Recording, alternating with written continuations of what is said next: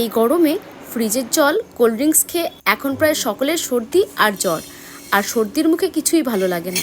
তাই তোমাদের জন্য আজ নিয়ে এসেছি সবথেকে ইজি রেসিপি, কালো জিরের ভর্তা বা বাটা।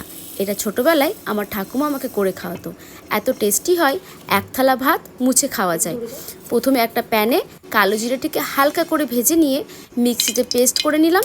এদিকে একটা বড় পেঁয়াজ আর 5-6টা রসুনের কোয়া ছাড়িয়ে রেখেছি। হালকা তেলে 3টে শুকনো লঙ্কা ভেজে নিলাম, তারপর পেঁয়াজ আর রসুনগুলোকে ভেজে নিলাম।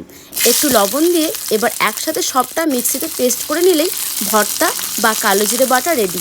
এইভাবে খেলে এক নিমেষে ঠান্ডা লাগা গায়েব। তোমরা চাইলে শুকনো লঙ্কার বদলে কাঁচা লঙ্কাও ব্যবহার করতে পারো।